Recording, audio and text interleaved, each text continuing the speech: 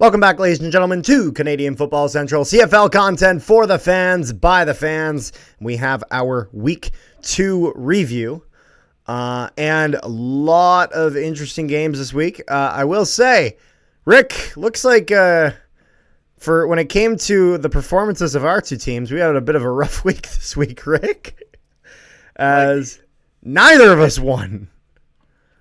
Listen, my team should have won. And it's dumb because, like, the one time our quarterback goes to throw an interception is the fucking last play of the game. Now, to be fair, I won't put that on him. However, we will get to your game. We will. However, that'll be the last one we get to. We're going to go in chronological order. So, starting the week off, Winnipeg loses to Ottawa by a score of 23-19. Red Blacks, the Drew Brown Ottawa Red Blacks, getting a massive win over the Bombers. And damn, if this is a Bomber fan, this stings, because obviously Drew Brown, former Bombers backup quarterback, plays a pretty decent game. Not perfect by any means, but certainly not bad. And Zach Caleros struggles again, another game. And what we as Bomber fans were hoping was kind of the start of the season, just, wasn't there. We'll get going in the next game. Just didn't. Even though there were bits of it, it wasn't what we were looking for. But let's kind of talk into to some of the stats here. So if we're going into this game, Bombers shut out 10-0 in the first quarter. Red Blacks have a pretty strong first half. They lead 16-10 coming out of the first half of this game. Bombers able to string up 10 points in that second quarter, though. So good for them in that regard. But getting shut out any quarter, just never a good look. Winnipeg's then able to put up 7-0 in the third quarter against Ottawa, really start to push back. But then Ottawa in the fourth quarter gets it shut down. Now, a key point of contention here with this game was that with 2 minutes left in the game, it had been raining pretty much all game. However, there's lightning with 2 minutes left in the game. And so this game gets put on delay for an hour. Now, after about 45 minutes, they had determined that the lightning had gone away. Players came back out, did about a 10-minute kind of warm-up to get back up to speed. And then back they were playing the game exactly an hour later. If this had went over an hour and there was still lightning consistently, the score at the time would be considered the final score, which meant that Winnipeg would have lost this game 23-17. But for the Bombers, this pretty much, it kills their momentum on their drive. And I'm not saying that as an excuse. I'm saying that as purely a fact. It's one of those things they were going. And I'm not saying that they would have scored on that drive. I'm not. I'm just saying they had some momentum and it killed it. I've seen the Bombers kill their own momentum. So, would this have been a big point of contention? Are there big kind of rule issues that I have with that rule from a fundamental standpoint, not just like as a Bomber fan? Obviously, this is kind of coming more to light as a Bomber fan, but at the end of the day, the Ottawa Red Blacks deserve to win, and they did. So that's kind of all I gotta say is your team is falling apart. Yeah, it's not looking good.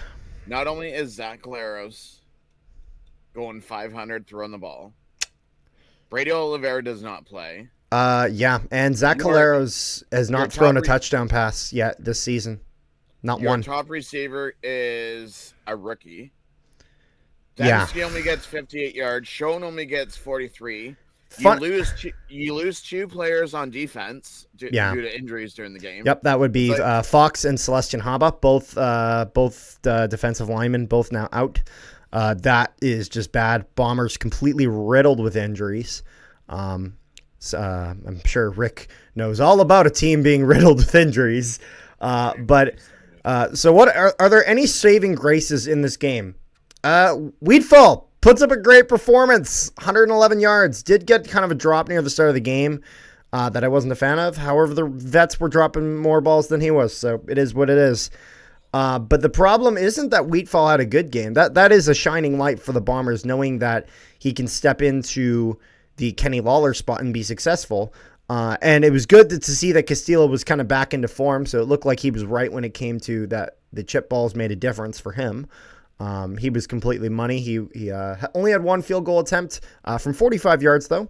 Decent length kick, hits that, and then he had converted on all of his kicking conversions after touchdown. Mitchell still has done okay. Notable things for the Bombers here. Chris Smith has now been signed to the practice roster. This is a guy who ran the punt return touchdown in the preseason, so hopefully he's able to get healthy, and then maybe the Bombers can try to incorporate him on the main roster. But yeah, when Demski, Wolotarski shown just not able to kind of step up and really be that veteran presence, obviously extremely disappointing. But at the end of the day, this all rests with Zach Collaros. Until Zach Collaros gets going, this team ain't going anywhere. Adam Bighill was a good showing on the defensive aspect of things, and Evan Holm had a strong game, but there was not enough people around him having strong games. I mean, even Ryquell Armstead for Ottawa had 95 yards, like guy who comes out of nowhere. Yeah, and Justin Hardy had 111 yards. 111 yards. Yep, and he got in a touchdown, very important clutch touchdown near the end of the game. And that was the thing, is that the Bombers, the Red Blacks showed up to play. Obviously, Drew Brown went 20 for 33, so not the greatest in the world, but he got 238 yards. He did enough for his team to win. He was able to throw a touchdown pass, something Zach Collaros still hasn't done this season. Armstead, definitely one of the standout performers here for Ottawa, grabbing himself 95 yards. And Hardy, 111 yards on only 7 catches, was able to do well, got himself a touchdown in that regard. Ward was 3 for 3 on field goals. The one thing I will say that the Bombers did well is they did a good job at reducing the threat of Devontae Dedmon, who definitely was a weapon that the Ottawa Red Blacks have. But the thing is that if you can't stop the running game, and if the passing game is doing enough to at least be able to get points on the board, it doesn't really matter. Like, at the end of the day, if you get shut out any quarter of a football game, it's never good. It's never good, and frankly, there's no excuse for it. You need to be able to push that offense down the field, and at the bare minimum, be getting some field goals here and there. So not a good showing for the Bombers. And you know what I've noticed? This is just across all 4 games. It seems like whenever your special team specialist, whether it's Mario Alford, Javon Leake, Devontae Dedmon, whoever it is, if they get good yards, it comes back because of penalty. If they get shit yards, there's no penalty. It's like, and even then, we haven't seen that much of that. Touchdown. Even tonight, there's a couple of them tonight. It's like, oh my. And that's the thing. We haven't seen much in terms of big return games so far this season, whether it's punt or kickoff. Really haven't seen much around the league. And again, like you were saying, when we did, got called back because of penalties. So hopefully for just the sake of the league, that changes. But overall, massive win for the Ottawa Red Blacks. Winnipeg now tied with the Edmonton Elks for dead last in the West. I believe they're actually lower than the Elks if you look at the point differential. I think they, in terms of points scored in the games, which I believe is the tiebreaker. Yeah. Winnipeg sits last in the West. Only 2 games in. That is one thing that is important to note. Despite how bad this looks for Winnipeg, it is important to remember this is an 18-game season. There's a lot of football left to be played. We saw Edmonton really be able to string a lot of wins together seemingly out of nowhere last year. And even though they didn't make the playoffs, they definitely made a push for it. So is all hope lost with Winnipeg? No, but this is a rough start. This is a rough start. The roughest start they've had since 2016. That was the last time they went 0-2. So, but massive win for the Ottawa Red Blacks, a team that I think pretty much everyone expected to still be better than they were last year, but maybe not really able to kind of crack their spot in the East. And, maybe they will be. Big win against Winnipeg. We'll have to see if they follow up on that in the following weeks. Our next game, though, was the Montreal Alouettes defeating the Edmonton Elks by a score of 23-20. So first off, I would like to thank everyone who came out to the live stream. This was our first live stream of a CFL game. It was a little last minute because it's funny. We had actually this plan for about a day, but I use Streamlabs for when I'm streaming. And I do it on my other account, the Nolan Hockey Podcast. I have everything set up, but then I remembered I had to switch over to the Canadian Football Central so I can stream onto that account, not realizing that everything I'd have prepped would go away. And so I'd have to make it up all on the fly. So I had to make a ticker, background, all that sort of stuff. It was all thrown together. However, you guys were incredibly supportive and just did an awesome job. And we would actually stream multiple games this week. And actually, if I combine everything, hold on a second. I just want to see something. Okay. That would be, if we combined all this weekend's views, we got a combined amount of views. Rick, you good there? Yes. Yeah. I was saying we got a combined amount of views of 1,027. There's a fans fighting each other tonight. All tallied up 1,027 views on the live streams this weekend. So thank you guys for the support on that. I hope everything's okay with Rick. Is that all good? We good, Rick? We're still recording, by the way. This isn't the video. Okay, no, just making sure we're good. No, I was just saying to the wonderful people, 1,027 views all added up from this weekend for the two games that were streamed between the Montreal Alouettes and the Edmonton Elks, as well as the Calgary Stampeders and the BC Lions. So thank you to the people for joining that. We had honestly a blast. We had a pretty consistent amount of people in there, and it was a good time. And I think provided we're available, we should definitely do some more of these, Rick. What I was gonna say about this game is, would you agree with what I said though before we kind of get into it? Okay, awesome. Yeah, I just wanted to wrap that up. Perfect. This game though is Philpott was not the number one receiver this game. It was Julian Grant, and it's just like him going to Julian Grant. Yep. Julian Grant. Now the one thing I will say is that even though he went to Julian Grant a lot, this doesn't make it any easier for teams, because all this shows is that Montreal doesn't necessarily have to roll with Philpott. They can be deadly with multiple different. They have more tools to their arsenal. Cody Fajardo got 269 throwing yards for 2 touchdowns, 0 interceptions. Good job there for Mr. Cody Fajardo. McLeod Bethel Thompson, 28 for 42. A lot of throwing plays there in Edmonton. No touchdowns, 2 interceptions. Not ideal for what you're looking for. Brown was able to scrap up 50 yards, but he did it on 11 rushes. So, ideally, I think probably some higher numbers you're looking for if you're going to be running that ball 11 times just himself. Gittins Jr. was able to put up 93 yards. Mitchell with 61. And Mayala, I thought that Mayala had a solid game on the receiving corps. Just kind of a guy that kind of came a little bit out of the back end, a bit more into the forefront this game was Mayala, who was able to get 58 yards receiving. And you missed your all-time favorite player. My all-time favorite player? Who's that? Dakota Prukop had 2 rushing touchdowns. Ah, that's right. Missed that. He's not my all-time favorite player, but I do love me some Dakota Prukop. He's just he's a short yardage specialist quarterback, and he's good at it. He is. I want to say McLeod Bethel Thompson is regression. Yeah. Yeah. Also, I think it's difficult when you have him throwing 42 plays a game. Not only that, but just when you have a head coach like a certain someone that should be gone like last year. Like Chris Jones, he should have been gone last year was too late for Chris Jones. Chris Jones should have been gone a while ago. But I think when you're having a situation where Bethel Thompson is having a bit of a questionable game, I'm not against the idea of throwing a little bit of Trey Ford in there, mixing it up. Keep this Alouettes team on their heels.ൻ you are blessed with having McLeod Bethel Thompson and Trey Ford as your two quarterbacks. Which again, even though Bethel Thompson has regressed, he is a quarterback who is capable. He almost got 300 yards, 299 on the game, even though he threw 2 interceptions. Keep them guessing. McLeod Bethel Thompson and Trey Ford are 2 very different styles of quarterbacks. And when you have this team, the defense constantly adjusting to different styles of offense, even if it is the same play calling, you can do some stuff with that. And so I think that is an underrated kind of thing that they have, and that they should start using it. Also credit to Cote here for the Alouettes, kicking a 53-yard field goal.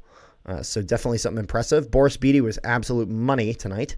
Or I shouldn't say tonight, but on the night of this game. He hit a longest of 48 and was 2 for 2. So good job by him. Both teams came out of the first quarter with a touchdown or conversion themselves, and then finished the half by a score of 17 to 13 for the Alouettes. Both teams put up a big old donut in the third quarter, so really just back and forth, not much happening football. And then 7-6 in favor of the Elks in the fourth quarter, but it's not quite enough to bring it back. So 23-20 victory for the Alouettes. Is there anything else you kind of want to chat about in this game? Not really. Not really. Overall, just a good game for Edmonton, even despite the loss. Alouettes able to increase their record to 2-0. But definitely with the Elks, even though it was close, you want to get some wins here. So I can understand being frustrated about that game. Going into our next game of the week, 26-17 victory for the BC Lions over the Calgary Stampeders on Saturday. And then notable right at the start of the game, 50 Cent live at BC Place from a sold-out crowd of 53,000. Now, one thing I want to address here is there are so many people on Twitter, on Reddit, everywhere I see, Instagram, complaining about how the BC Lions brought in 53,000 people, and there were some people that chose to leave after the 50% performance. My answer is, who gives a shit? They got 53,000 people in the door. And of course, not all of them were going to stick around. That was very much well known. But there was hope that they would buy merch, that they would possibly come to some other games. And they're trying to bring attention to the Lions and what they're doing. And they follow it up with a win. So those who did stay, I do know some people who went more towards, for example, Jake, who one of the original members of formerly CFL Central, now Canadian Football Canadian Football Central, who had started it with me, was at this game. He wanted to go with his girlfriend. Originally, his girlfriend really wasn't that interested in going. However, then he mentioned that 50 Cent was performing, and they stayed for the whole game. And so they were able to see all that beautiful stuff. Now, one thing that was notable is that 50 Cent's performance, only little clips of it made it through to TSN. That was actually because they weren't allowed. TSN refused to broadcast it, as 50 Cent had an agreement with the BC Lions that he would play all his songs uncensored, which meant that TSN didn't want to air it, which, not going to lie, I think it kind of sucks. I would have loved to seen some of it. But I think this is less of a TSN issue and more of TSN being concerned with their sponsors and their advertisers who are advertising through TSN. So it is what it is. But overall, I am not in the crowd of people who are crapping on BC for this, as I think this is exactly how you have to grow the game with the youth. And at the end of the day, even though some people left, Jake was sending me some snaps of the crowd there in the third, fourth quarter. It was still banging. Seriously, they probably still had at least 50,000 still in there. There was a lot of people that stayed for the game. Despite some random pictures that people were taking, in the middle of halftime, stuff like that, when people are on the concourse. A lot of people forget that people actually do spend time on the concourse. So overall, good attendance there for the Lions. But yeah, we're talking about the game. I do have a question for you. Yeah. Did you ever think you would ever see Jake Mayer have a better game than Vernon Adams Jr.? No. Or at least not anytime soon. 339 yards on only 26 completions out of 33. 2 touchdowns, 1 interception. I'm sorry, that's a really good game for Jake Mayer. I was impressed. Dedrick Mills got 46 yards on 11 rushes. Now, keep in mind here, didn't get a ton of yards rushing, but Dedrick Mills was the leading in the rushing department as well as receiving for the Calgary Stampeders here. He gets 99 yards on 6 receptions. So Dedrick Mills showing what he's able to do on both offensive aspects. Jalen Philpott trying to kind of show up like his brother a little bit. 56 yards on 5 receptions. Good numbers for him. Nothing too crazy, not Tyson Philpott numbers yet, but was able to put up a good showing nonetheless. Mitchell was able to grab himself a touchdown as well as Reggie Beggleton. Beggleton had a really nice catch on that touchdown throw, so credit to him. But even then, it's not like Vernon Adams Jr. had a bad game. 2 touchdown passes, 277 yards on only 17 completions, 17 for 29. Not the best completion ratio, but still able to get 277 yards. Not bad. William Stanback, though, 15 rushes. Wow, they really pushing Stanback there. Was able to grab 69 yards, average of 4.6 per carry, so okay. The funny thing about this game while we were streaming it is Vernon Adams throws the ball, hits one of the Stamps players' hands, goes up in the air. Adams catches the ball and he gets credited with a 4-yard catch. Which is why you will see here Vernon Adams Jr. had 4 yards receiving because he throws it again, hits off an opponent's helmet, bounces straight up in the air and catches it. That's actually crazy. So Vernon Adams Jr. Would this be his first receiving yards of his career? I'd have to check. Somebody check the stat book. If anyone is able to check the stats, has Vernon Adams Jr. ever gotten receiving yards? The Ticats fan in the Instagram group chat came back from hibernation, and it's not looking good. There's a lot of arguing. Okay, I'm gonna ignore that. Don't remind me. Yeah. So here, looking at the other receiving core there, here for the BC Lions, Hollins and McInnes with a good game.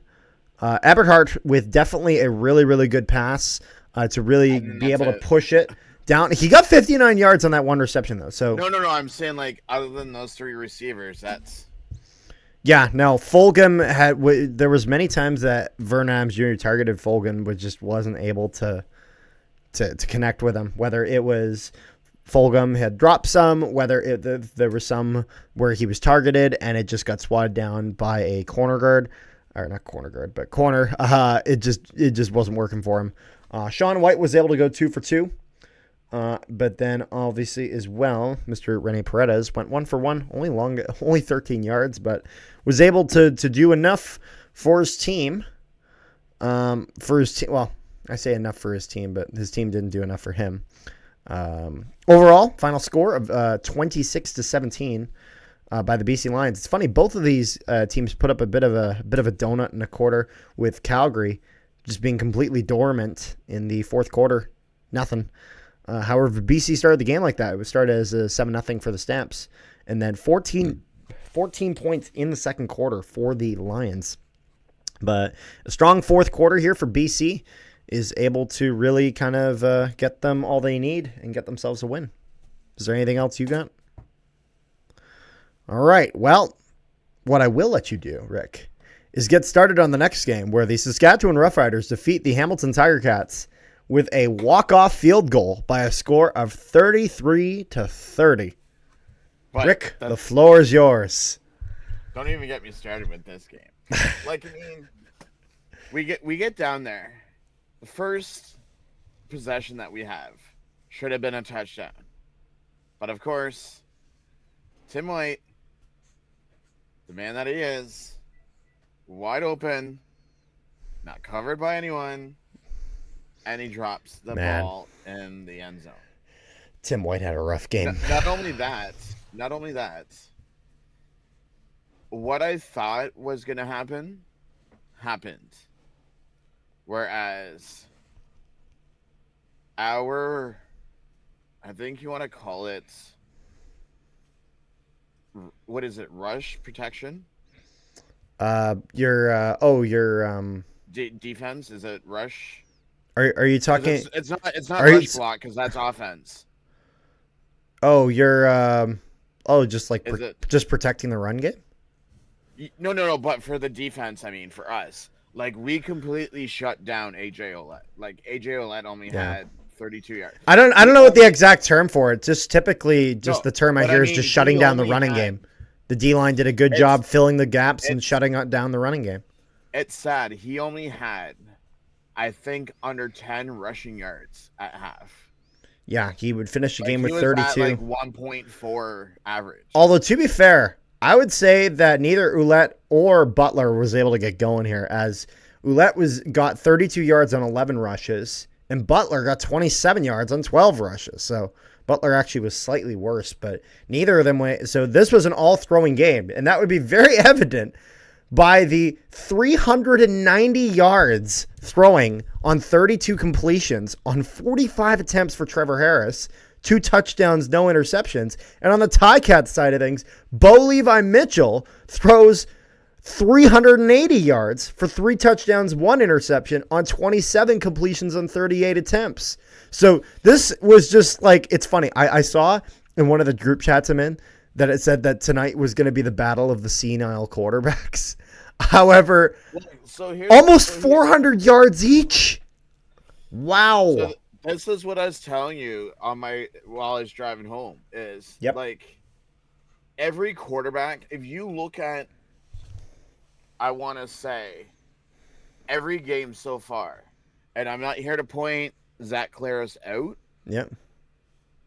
80% of the games, each quarterback's thrown for like 320 plus yards. Like, it's just ridiculous. Yeah. And then today, we've seen Jamal Peters return for his debut. Yep. Although I will say, one guy who did have a strong performance here, this will be his first time playing back in the Hammer, Stephen Dunbar Jr.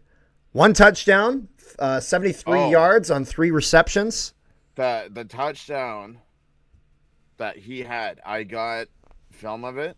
Oh, yeah? No one around him. Like, he was, like, wide open. Touchdown's a but touchdown. The thing is that I was trying to get at is, with Jamal Peters making his debut tonight, they had him guarding Bain Jr. like a hawk, which is why he went 4 for 4 for 50 yards. That's it. Yep. Yeah, no, and one thing that I will say, that will definitely hurt the Riders here is I saw that Bain Jr. was shaken up. I don't know if he was injured. However, one guy who was injured, Stearns, 6 receptions, 112 yards. Stearns goes down though. He has a strong night. Another guy with a strong night, and this was a guy that I had actually predicted to be the top receiver for the Calgary, Calgary Stampeders, for the Saskatchewan Roughriders, Cian Schaefer-Baker. He was able to, I don't know why it just switched. I didn't tap it. On 7 receptions, 109 yards, 2 touchdowns for Cian Schaefer-Baker, including I believe the final touchdown of the game to tie it for Saskatchewan was Schaefer-Baker, and was definitely a key part in getting them back in this game. And then Brett Lawther, 4 for 4, including the game-winning field goal. Absolute money for Saskatchewan. Like, the only reason why Saskatchewan got the interception is because when both... You're referring to the one at the end of the game, just to be clear. Yes. Yep. I mean, that's the only interception that Bo threw. Yep. A, the worst part and time to throw the interception with, like, 42 seconds left. And B, when he threw it to Tim White kind of, like, slid, but it bounced off his hands, went up in the air, and the Saskatchewan player just happened to be, like, right place, right time. I am no expert. However, from what I remember when I played football in high school, and what I remember seeing our receivers taught, is they said, catch it, catch it, catch it. If it touches your hands, there is no excuse for not catching it. And more than anything, though, if for some reason... if there is a defender in a close vicinity to the point where you cannot safely catch that ball, put it down. For the simple fact that if you don't put it down, and if you try to go for it, even if there's a low chance of getting it, you increase the chance of keeping that ball in play and not hitting the ground and bouncing up. When the ball bounces up, that is easy pickings for the defense, and they will take advantage of that. And that's exactly what we saw tonight. That is exactly what we saw. Tim White was not able to control that and bobbled it, and rather than trying to clutch down on it, he bobbled it up, Saskatchewan grabbed that, was then able to use that and grab themselves the walk-off field goal for the win at Tim Hortons Field. I mean, Keandre Smith, got 119 yards. Then Stephen Dunbar was in second. Shemar Bridges, rookie this year. And that was Avery who got the interception, right?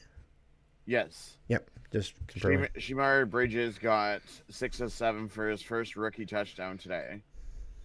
But keep in mind, Saskatchewan's defense had 1 interception, no sacks, no nothing.